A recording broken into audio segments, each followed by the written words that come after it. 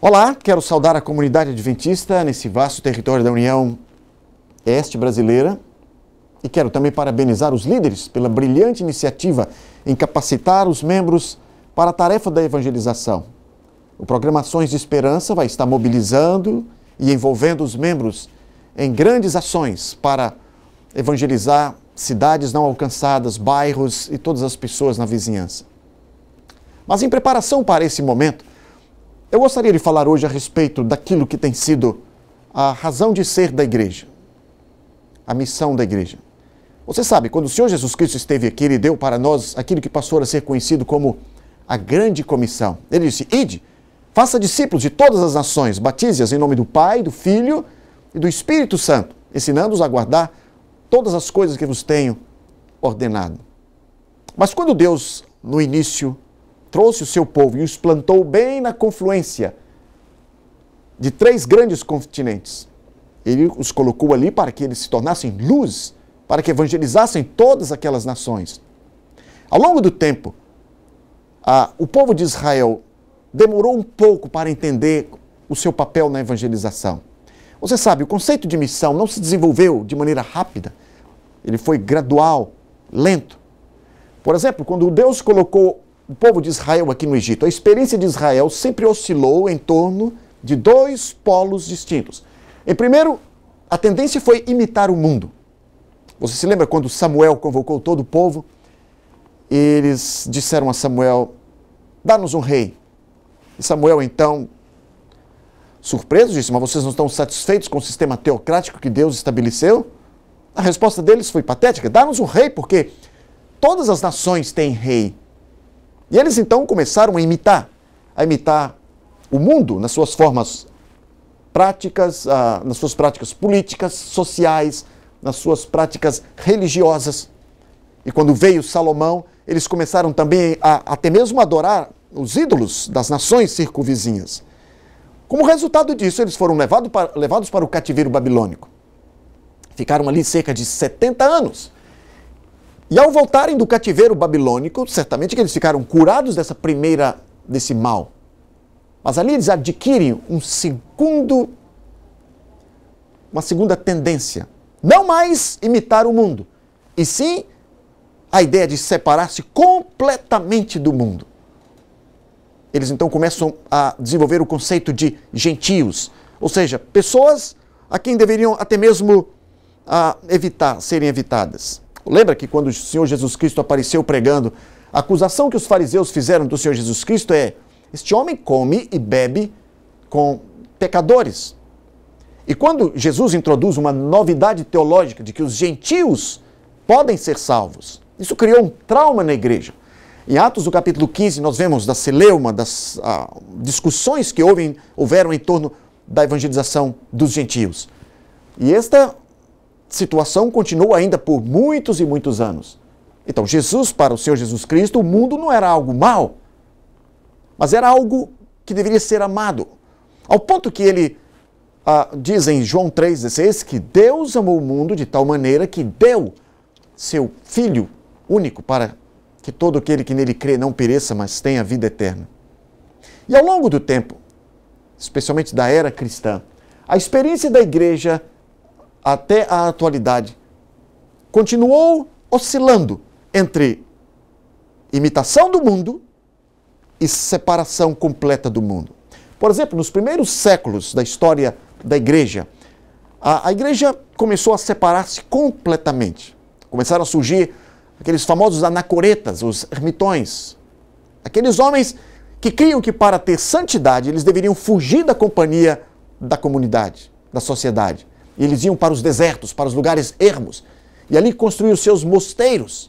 Você tem aqui, por exemplo, a foto de um mosteiro que fica bem na base do Monte do Sinai, o mosteiro de Santa Catarina. Aqui mesmo, por exemplo, em Vitória, nós temos ali o Convento da Penha, o lugar mais inacessível. Então, para ser santo, eles deveriam estar separados. Nessa época surgiu um indivíduo chamado Antônio, o ermitão. Ele se tornou uma referência para o cristianismo. Muitos o seguiam. Ele passava a viver em cemitérios e tinha uma vida totalmente contemplativa. Com o passar do tempo, o que ocorreu? Esses mosteiros, que se tornavam locais onde se desenvolvia uma boa biblioteca, começou a abrir as suas portas para as comunidades. Os pais começaram a trazer os filhos para serem educados nesses conventos, nesses mosteiros. E eles não mais se separaram do mundo, mas começaram a misturar-se com as pessoas. E sabe que esses mosteiros se tornaram a origem das grandes universidades europeias. Mas com o passar do tempo, eles novamente passam a imitar o mundo. Então eles tornam a missão em algo mais secular. Ou seja, a missão não é mais a evangelização, a missão agora é sinônimo de defesa de causas sociais, etc. A conclusão desse primeiro bloco é que sempre houve uma tensão teológica. De um extremo, aqueles que querem separar-se do mundo. No outro extremo, aqueles que querem imitar o mundo. Como a igreja hoje, no século XXI, pode solucionar essa tensão? Como ter equilíbrio e ainda ter motivação para o cumprimento da missão? Vamos continuar o tema mostrando que esse conceito de missão, ele não surgiu de maneira rápida entre os adventistas do sétimo dia. Ele foi gradual, lento. Tudo começou com a iniciativa de um homem chamado Guilherme Miller, como você sabe, um deísta convicto. E ele começou a voltar-se à Bíblia para buscar respostas a muitas de suas indagações. E a partir do ano de 1816, isso durou cerca de 13 anos, estudando a palavra de Deus, ele chegou a aproximadamente 20 pontos doutrinários. Um deles era a convicção de que o Senhor Jesus Cristo voltaria a qualquer momento entre maio de 1843 e abril de 1844. Naturalmente que ele não quis falar a outros, ele guardou essa convicção por algum tempo, até que, depois de algum tempo e de muita oração, bateu à porta de sua casa o seu sobrinho Irving, dizendo: tio Miller, queríamos que o senhor viesse e compartilhasse conosco aquilo que o senhor tem estudado na palavra de Deus. Ele lutou com Deus no bosque atrás de sua casa. E então ele foi para a casa da sua irmã e ali, o seu primeiro sermão, na cozinha, para que ele estivesse mais à vontade, foi tão bem sucedido que as reuniões se prolongaram por cerca de uma semana. E em consequência disso, cerca de 12 famílias se converteram. Mas o que Miller não sabia é que quando ele chegou em sua casa já havia uma série de convites de pastores que aparentemente não o conheciam ainda. E assim começou o movimento millerita. Alguns pastores evangélicos, alguns pastores começaram a se unir a Miller. Dentre eles, um jovem ministro da igreja congregacional chamado Josué Himes. Himes foi o primeiro ministro millerita, adventista, a se preocupar com o conceito de uma missão mais abarcante. E ele então teve um diálogo muito interessante com Miller.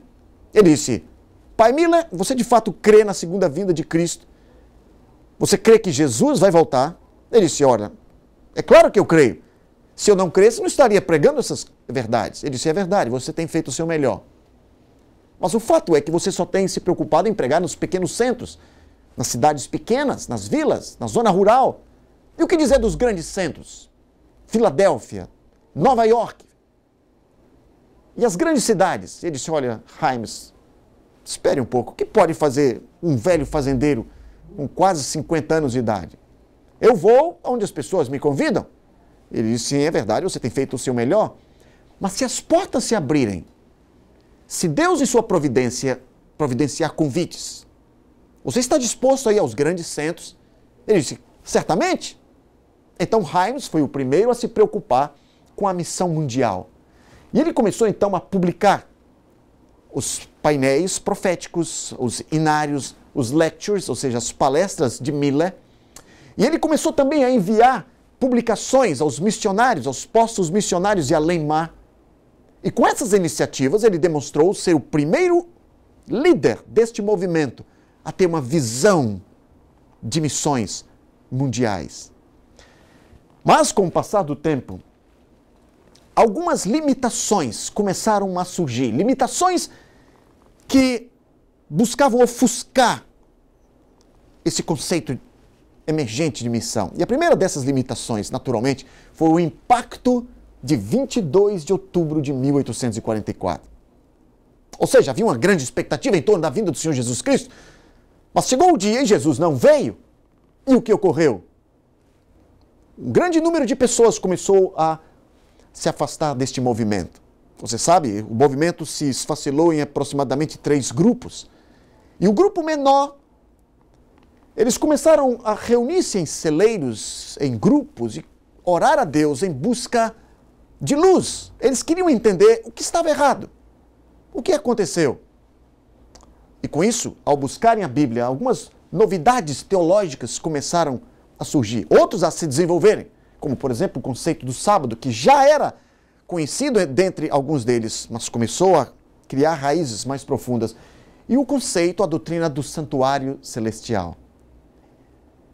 Uma outra limitação que naturalmente surgiu do estudo da Bíblia foi um conceito bíblico, um conceito que surgiu entre 2 mileritas chamados Apollos Hale e Joseph Turner.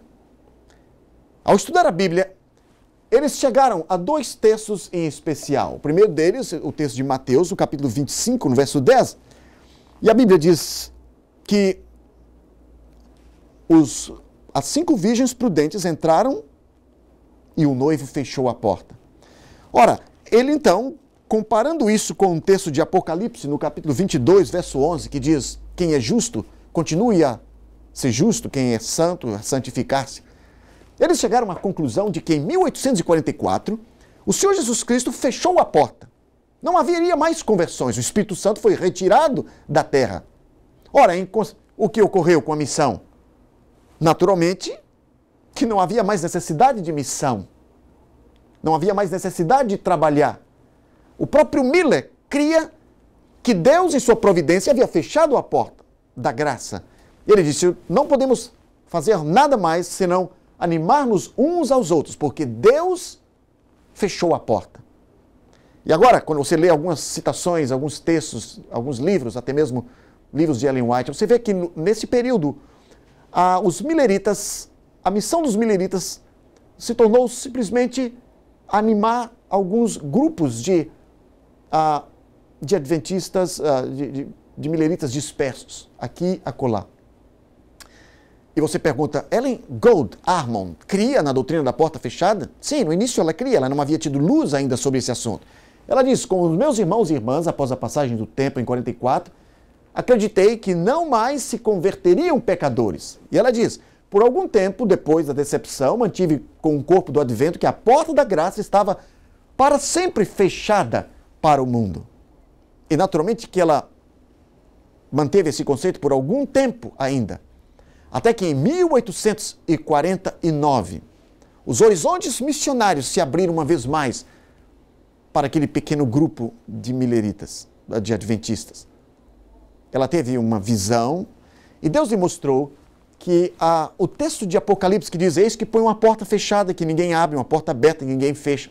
Nada tinha que ver com a salvação de pessoas aqui, ou com a porta da oportunidade. E sim com um duplo ministério de Cristo no santuário celestial.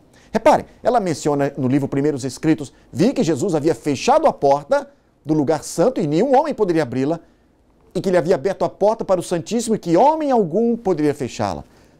Logo, com essa nova luz, os horizontes missionários começaram uma vez mais a se expandir. E um novo ímpeto começou a tomar conta daqueles jovens pregadores. Eles começaram a ver a necessidade de advertir as grandes multidões das metrópoles acerca da vinda do Senhor Jesus Cristo. E eu concluo esse pequeno bloco aqui mostrando que a missão no movimento adventista, que começou com a fagulha inicial, com a descoberta da doutrina da segunda vinda de Jesus, cresceu, se avolumou, mas ele começou a sofrer alguns impactos. O primeiro deles foi de 1844. Ali a missão ficou abalada. E logo veio o conceito da doutrina da porta fechada, que uma vez mais diminuiu a visão missionária. Mas, graças a Deus, com uma nova luz, ele foi uma vez mais alargada. Mas um outro perigo estava à espreita. Uma nova limitação teológica estava também surgindo entre os primeiros adventistas. E esta foi uma ideia, a de que o evangelho a todo mundo era uma missão cumprida. Porque quando eles encontravam algumas passagens da palavra de Deus, tais como Mateus 24:14, que diz: será pregado esse evangelho em testemunha a todas as gentes, então virá o fim. E então alguns dos líderes eram perguntados: quão longe estamos de ter a vinda de Cristo? É necessário que preguemos este evangelho a todo mundo? E uma explicação bem criativa dos líderes foi aqui: não há necessidade de se pregar o evangelho ao mundo inteiro. E por que não?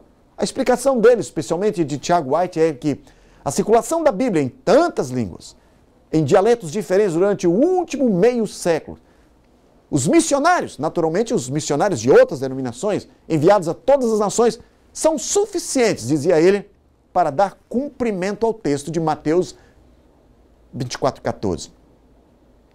E aí, a própria Ellen, quando dizia que havia uma missão, havia ainda uma tarefa a ser cumprida pelo povo de Deus, e ela mencionava Apocalipse capítulo 10, verso 11, 12, importa que profetizes a respeito de muitas nações, povos, línguas, tribos.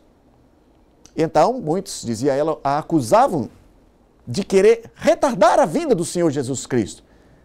E vejam, agora surge uma terceira limitação, aliás, um desdobramento da segunda limitação.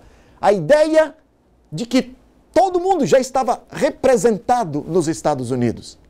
Quando as pessoas buscavam explicações para Apocalipse capítulo 10, verso 11 e 14, 6, da necessidade de ir às nações, eles diziam: não há necessidade de ir às nações. Veja, aqui mesmo em nossa nação há representantes de quase todos os povos do mundo inteiro. De fato, havia uma grande corrente migratória vindo da Europa para os Estados Unidos.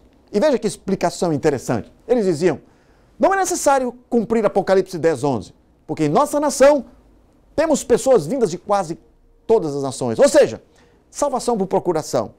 Ao invés de pregar a Polônia, pregar a Alemanha, pregar a França, basta pregar aos poloneses, alemães e franceses que estão em nosso território. Interessante, não é? Reparem, 8 anos depois disso, em 1867, eles continuavam dizendo: gente de cada parte civilizada do globo está aqui. Vamos pregar a essas pessoas aqui.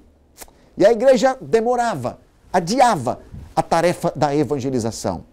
E como um corpo, a igreja ainda estava lenta em perceber as necessidades do mundo. E como a igreja não o fizesse, Deus começou a suscitar alguns irmãos leigos, alguns indivíduos que se convertiam dessas comunidades e começaram a sentir paixão, amor pela sua comunidade que ainda não conhecia o Evangelho do Senhor Jesus Cristo. E dentre esses indivíduos surge aqui um ex-padre polonês. Vocês certamente já conhecem a história desse irmão, Miguel Berlina Tchaikovsky. Ele havia sido convertido em uma série evangelística realizada pelo pastor John Loughborough. E no seu coração começou a surgir o desejo de ir à Europa, de pregar o evangelho ali. E ele então pediu a Tiago White que intercedesse em seu favor junto à liderança da igreja. Mas o irmão Tchaikovsky era ainda um neófito. Ele ainda não estava muito seguro das coisas e a igreja achou prudente que esperasse um pouco mais. Mas o irmão Tchaikovsky era um homem ardoroso. Ele não era de esperar nada.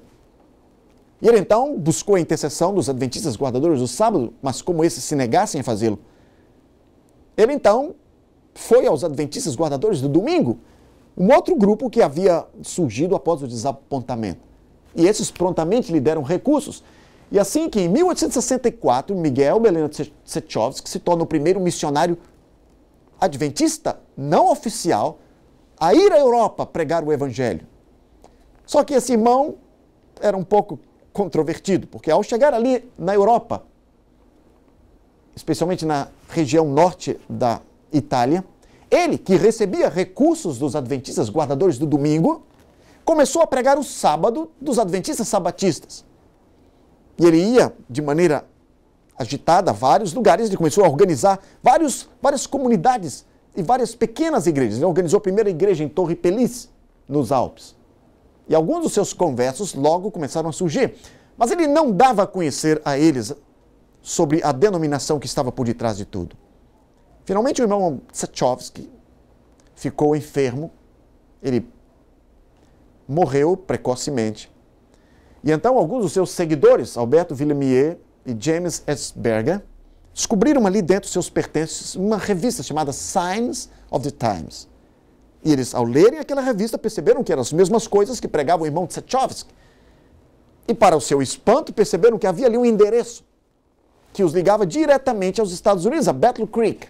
Ao entrar em contato, então os irmãos lá dos Estados Unidos ficaram surpresos ao saberem que havia um grupo de guardadores do sábado na Europa. E então, somente no ano de 1874, repare, 30 décadas após 1844, é que a igreja envia aquele que é conhecido como o homem mais capaz de nossas fileiras, o pastor John Nivens Andrews. E ele vai, em 1874, como primeiro missionário oficial da igreja. E ele reagrupa os conversos de Tchaikovsky e ele começa a organizar a igreja. E eu concluo essa parte dizendo aqui que o conceito de missão na igreja só se desenvolveu após 30 anos. 3 décadas para que a igreja compreendesse a sua tarefa de evangelizar o mundo. Foi lento, mas ocorreu. 3 décadas depois. E agora eu quero mostrar a vocês alguns conceitos de missões nos escritos de Ellen G. White. Você sabe, quando Ellen White tem uma vasta literatura e muitas citações a respeito da obra que a igreja deve realizar em termos de missões, se você pudesse sistematizar todos os estudos, os ensinos de Ellen White em pelo menos 3 principais blocos, nós colocaríamos aqui que você tem os escritos delas que têm uma dimensão soteriológica, escatológica e eclesiológica. Vamos aqui ao primeiro ponto, soteriológica, ou seja, todos os ensinos dela que falam sobre missão, que tem que ver com a salvação. Para Ellen G. White, a missão está conectada com a salvação. O ser humano, nos escritos de Ellen G. White, são responsáveis diretos pela salvação de outras pessoas. De fato, ela está ecoando aqui as palavras de Paulo em Romanos 10. Ele diz: como vão crer se não há quem pregue? E como pregarão se não forem enviados? Ele então diz: quão formosos são sobre os montes os pés daqueles que anunciam as boas novas. E ela diz aqui no livro Serviço Cristão: Deus designou seus filhos para proporcionarem luz aos outros.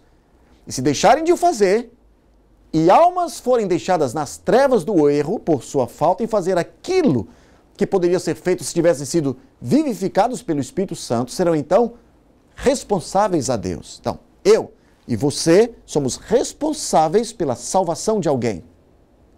Mas ela diz também que a salvação pertence a Deus. Mas Deus usa indivíduos como instrumentos, usa você como a instrumentalidade da missão.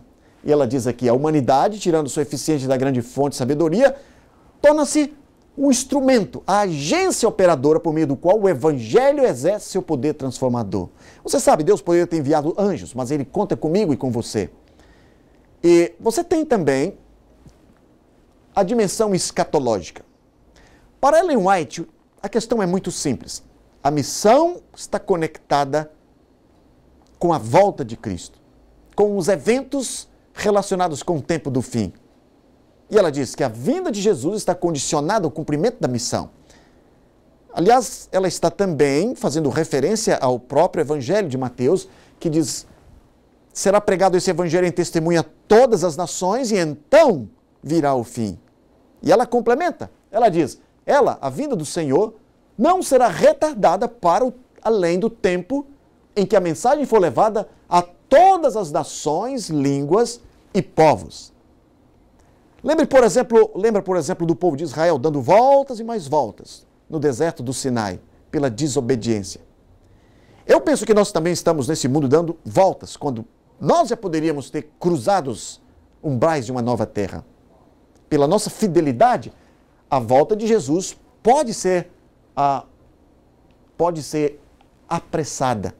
abreviada. Esse é o elemento motivador da missão. De fato, Pedro diz em 2 Pedro 3, 12, que devemos não apenas amar, mas apressar a vinda do Senhor, pelo qual os céus serão destruídos, os elementos em fogos arderão. E ela diz assim, é privilégio de todo cristão não só aguardar, mas mesmo apressar a vinda do Senhor Jesus Cristo. E ela diz aqui mais, dando o evangelho ao mundo está em nosso poder apressar a volta do nosso Senhor. E ela é enfática, não cabe apenas aguardar, mas também apressar o dia de Deus. Agora, naturalmente, que se esse é o elemento motivador da missão, você também tem um outro elemento desmotivador. Pela nossa falta de fidelidade, pela nossa lentidão, marasmo, nós não apenas não apressamos a volta de Cristo, mas nós podemos atrasar a vinda de Jesus. E de fato, ela diz assim, se todo atalaia sobre os muros de Sião houvesse dado a trombeta um sonido certo, o mundo haveria, antes dessa data, ouvido a mensagem de advertência. E agora ela termina, a obra, porém, acha-se com atraso de anos. De anos. E ela comenta mais, longamente tem Deus esperado que o espírito de serviço se apodere da igreja, de maneira que cada um trabalhe para ele segundo a sua habilidade, e então Jesus retornará à terra. Se por um lado, pela nossa fidelidade podemos apressar, pela nossa infidelidade nós podemos atrasar a volta do nosso Senhor Jesus Cristo. Mas há uma terceira dimensão, não apenas soteriológica, não apenas escatológica, mas há também a dimensão eclesiástica. Ou seja, a missão está relacionada também com o estabelecimento de comunidades. De fato, o Senhor Jesus Cristo disse, faça discípulos de todas as nações.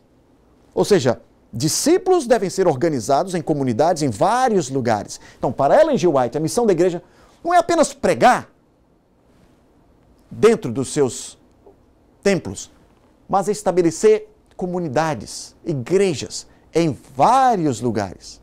Para ela, o plantio de novas igrejas faz parte da missão. É o coração também da missão. E ela enfatiza aqui dizendo, igreja após outra deve ser estabelecida. Ela diz, novos territórios devem ser trabalhados por homens inspirados pelo Espírito Santo. Novas igrejas devem ser estabelecidas e novas congregações organizadas. Então, nesse momento, você já deve estar pensando em bairros, em vilas, em cidades onde não há ainda a presença de uma comunidade adventista. E o Espírito de Deus já deve estar trabalhando no seu coração e começando a movê-lo em direção a se unir a um grupo, a organizar alguma equipe e fazer planos para alcançar essas pessoas. Então, para Ellen G. White, a missão da igreja não é apenas koinonia, não é apenas comunhão. Comunhão é bom, mas devemos sair de dentro dos limites das quatro paredes e passar a cumprir o querigma, a pregação do Evangelho em novas comunidades. E para isso ela disse, todo verdadeiro discípulo nasce no reino de Deus como missionário. E eu concluo esse bloco dizendo que para Ellen G. White a missão da igreja tem que ver com a salvação de almas, fazer discípulos, novos membros batizados. Isso é bonito, mas a missão envolve mais do que isso. Envolve também o abreviamento ou o atraso da volta do Senhor Jesus Cristo. Isso parece ser forte, essas palavras, mas para ela, pela nossa fidelidade, nós podemos adiantar ou atrasar a volta de Cristo. E para ela também, a missão é cumprida não apenas quando indivíduos são levados a uma conversão, quando discípulos são feitos, mas quando comunidades são organizadas, quando grupos, quando igrejas são organizadas em novos lugares, através do plantio de novas igrejas.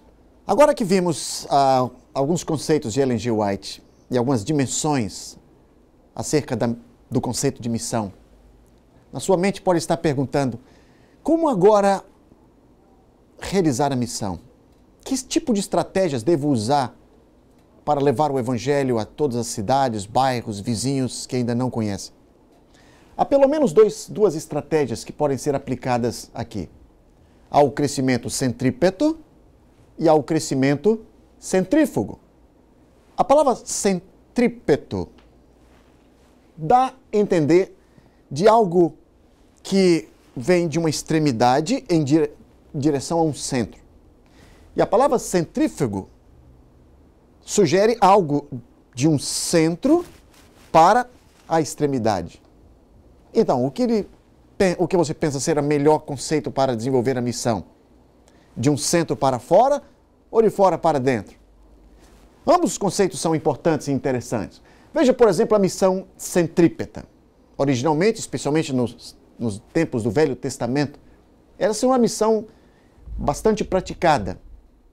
Se as pessoas queriam se converter, elas deveriam vir a Israel. O templo era o centro de atração. Você pensa, por exemplo, em Naamã, ele teve que vir a Israel. E outros indivíduos, como por exemplo a rainha de Sabá, ela teve de vir para ter contato com Salomão.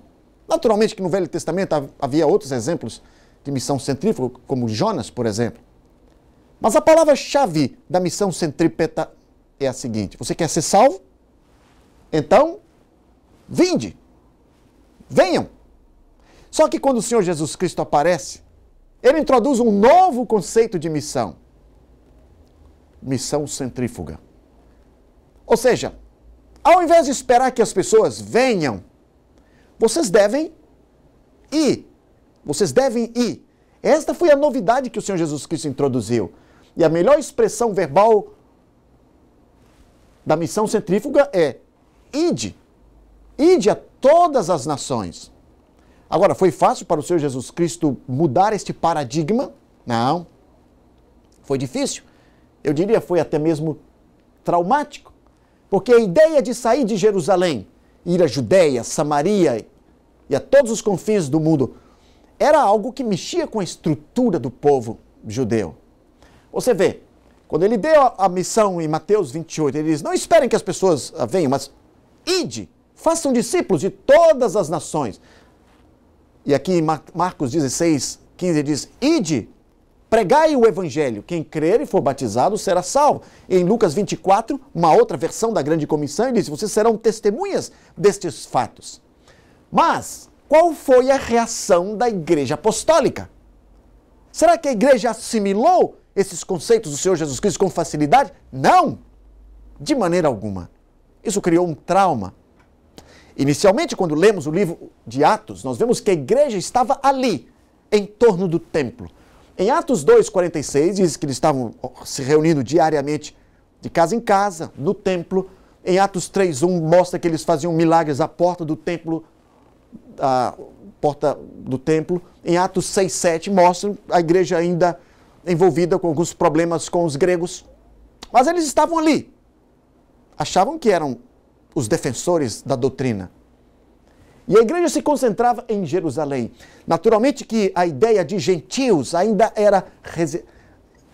estava muito forte no coração deles. Por exemplo, em Atos 10, para que Pedro entendesse a missão, você sabe, Jesus teve que mostrar-lhe toda aquela visão do lençol. E ele ainda tinha resistência à evangelização. Lá no livro de Gálatas, ele ainda teve uma reação negativa. Ele comia com os gentios, mas com a chegada de judeus, ele rapidamente se esquivou deles. E como a igreja se demorava em produzir uma missão centrífuga, como a igreja ainda se demorasse a perceber as necessidades de um mundo não alcançado, Deus tinha seus planos. E o que foi que Deus fez? No livro de Atos, no capítulo 8, versos 1 a 4, Deus permitiu uma grande perseguição. E é interessante o que ocorreu nessa época.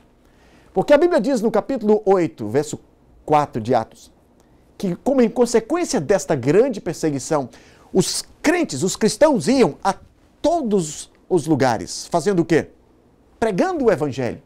Alguns deles, em Atos 11, foram ao Chipre, depois foram a uma região chamada a Antioquia da Síria, uma cidade a poucos quilômetros ao norte de Jerusalém, e gradualmente, a partir dali, eles alcançaram o mundo através da pregação de Paulo. Mas foi ali na cidade de Antioquia, da Síria, que o Espírito Santo organizou uma equipe pioneira, uma equipe evangelística. E foi numa reunião de culto que o Espírito Santo disse: separai-me Paulo e Barnabé para a obra da evangelização. E que obra? A cidade de Antioquia se tornou o ponto de partida, a igreja-mãe, de onde as 3 viagens missionárias de Paulo para plantar novas igrejas no continente asiático e no continente europeu saíam e terminavam. E assim Deus produziu uma missão centrífuga, uma missão de alcançar o mundo inteiro. E se nós voltássemos agora um paralelo, aliás, se nós começássemos a comparar as igrejas que temos hoje em dia, e você a essa altura comece a pensar na sua própria igreja, que tipo de missão é desenvolvida na sua igreja? Uma missão puramente centrípeta, ou seja, as pessoas têm que vir à sua igreja para se tornarem salvos, ou há equipes que saem da sua igreja e começam a procurar essas pessoas onde elas estão? Então, quais são as características de uma igreja que tem unicamente missão centrípeta? São aquelas que só se preocupam com a preservação dos crentes. São aquelas igrejas que têm programas, quando o objetivo do programa é simplesmente nutrir. A igreja se torna uma espécie de um clube social. A igreja se torna um transatlântico, um cruzeiro luxuoso, onde todas as programações giram em torno da igreja. Mas esse não é um conceito de igreja. A igreja não é apenas não deve ser um transatlântico em cruzeiro, mas um barco de pesca, que muitas vezes cheira peixe, mas é eficaz na obra de salvação. Então, uma igreja que tem programas evangelísticos, mas ela simplesmente toma a igreja como centro desses programas evangelísticos. Ela não procura ir à comunidade, ela não procura se distribuir em novas igrejas. Essas são igrejas puramente centrípetas. Elas têm o seu lugar, mas Deus também quer uma igreja centrífuga. Igrejas que têm equipes evangelizadoras para organizar a obra de evangelização em novos lugares. Ela começa a organizar pequenos grupos nas comunidades e logo ela começa a visualizar pequenas congregações ou igrejas em bairros, em cidades ainda não alcançadas. E ela se preocupa com a multiplicação de novas igrejas. Eu penso que esta é um conceito interessante para o cumprimento da missão. Eu estou convicto de que esse seria o melhor modelo para o crescimento da igreja adventista. E se você voltar um pouquinho ao tempo, e nós pudéssemos voltar aqui à experiência inicial dos adventistas, você vai ver claramente a missão centrípeta e centrífuga. Veja, por exemplo, quando aqueles indivíduos descobriram a doutrina da porta fechada. Os horizontes missionários se fecharam, porque para eles o Espírito de Deus havia sido retirado. Não havia necessidade de pregação do Evangelho. Que tipo de missão é evidente nesse período? Centrípeta ou centrífuga? Centrípeta.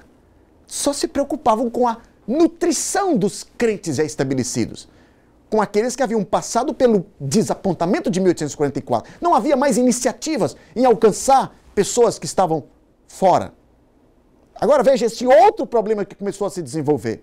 Com o passar do tempo, a missão centrípeta ficou mais evidente entre os adventistas. Reparem, um problema começou a surgir no movimento. A centralização de crentes em um só lugar. E a serva de Deus começou a reclamar, a ficar um pouco agitada com esse negócio. E ela começou a dizer o seguinte: alguns dos que estão vindo tinham responsabilidades e cargos nas pequenas igrejas, onde sua ajuda e força eram grandemente necessárias. Mas o que está acontecendo? Quando eles chegam a Battle Creek, se encontram com tal quantidade de membros que eles estão enterrando o seu talento. Ou seja, Battle Creek se tornou a meca do adventismo. Tudo estava ali. Tinha ali a maior instituição de saúde de destaque no mundo, o sanatório de Battle Creek. Tinha ali a Review and Herald, que era grande publicadora, e não era pequena naqueles dias. Havia ali também a maior igreja, o mega templo dos adventistas, o Dime Tabernáculo, estava ali. Ali estava também a sede da igreja e o único colégio da organização, o Colégio Adventista de Battle Creek. E o que estava acontecendo? Ora, todo mundo queria ir para Battle Creek. E eles começaram a largar, a abandonar as pequenas congregações, onde o seu talento era grandemente necessário, e começaram a se aglomerar em torno de Battle Creek. Que tragédia. Eu imagino, então, que centro de fofoca que não começou a surgir ali na cidade de Battle Creek. Todos queriam estar ali. Todos queriam participar das grandes reuniões do templo. Havia corais, havia boa pregação, os melhores pregadores estavam ali e a igreja estava sofrendo tremendamente nos outros lugares. E qual era o conceito da serva de Deus? Missão centrífuga, missão centrífuga, missão centrífuga. E ela dizia, esta prática de centralizar-se em igrejas grandes não somente ameaça a prosperidade e a vida de nossas igrejas menores, como também está nos privando de cumprir a tarefa que Deus nos tem dado como igreja. E será que esse problema não persiste em nossos dias?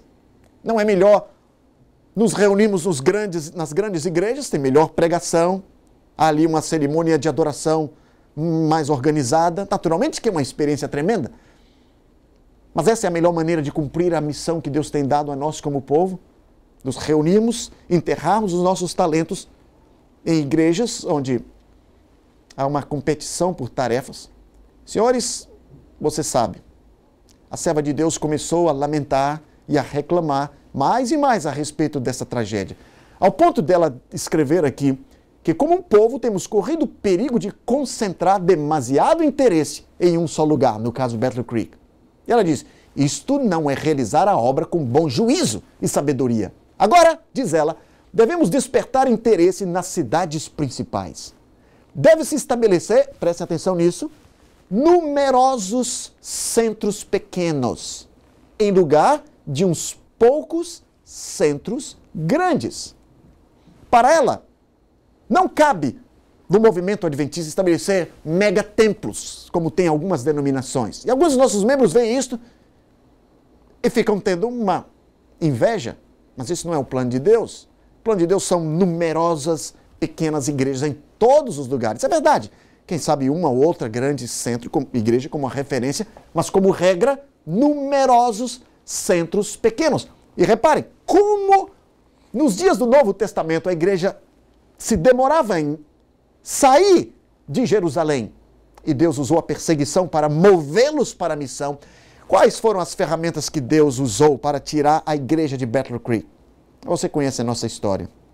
Primeiro, fogo no grande tabernáculo de Battle Creek. A história mostra como os bombeiros jogavam água e a água parecia gasolina, mas os crentes continuavam em Battle Creek. E então veio o segundo fogo. Fogo na Review and Herald. Eles estavam ali publicando um livro contrário à vontade de Deus. Mas os sinais eram evidentes. O povo deveria sair de Battle Creek. O povo deveria buscar se espalhar por lugares onde ainda o evangelho não havia sido pregado. Ainda houve alguns que resistiram à ideia.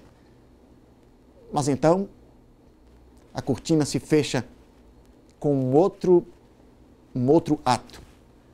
O grande mega templo dos adventistas, o Dime Tabernáculo, que alguns dizem que cabia cerca de 3.000 pessoas, de repente pegou fogo. E os adventistas então começaram a se espalhar pelas cidades ao redor e graças a isso se tornou um movimento mundial. Agora, quero sugerir uma estratégia para uma maior multiplicação de igrejas. No passado a igreja teve aqui o chamado Projeto Pioneiro. Você sabe, algumas unidades de escola sabatina deveriam se despedir das suas igrejas e saíram para fundar as pequenas escolas sabatinas filiais e se tornar um embrião de novas congregações. Isso foi um plano que deu um grande ímpeto ao crescimento da igreja naqueles dias. Mas hoje temos a necessidade ainda de planos que tendam à multiplicação, de projetos de evangelização que não tomem em consideração unicamente a igreja como centro, mas que se multipliquem em novos lugares. Quem sabe as casas de famílias, os pequenos grupos, já se tornem essas igrejas em miniatura. E a vantagem é que não apenas cumpre o programa apostólico, mas essas igrejinhas no lar, elas começam a avaliar a receptividade, a resistência de determinadas comunidades antes que nós nos aventuremos em erguer ali um templo. Mas eu concluo essa sessão de treinamento dizendo o seguinte: a missão centrífuga cumpre melhor o plano de ação da igreja. Essa é a vontade de Deus. A missão centrífuga nos leva a não apenas olharmos para as comunidades não alcançadas e levar a eles a palavra de Deus, mas também estabelecer uma rede, um grande movimento de multiplicação de igrejas.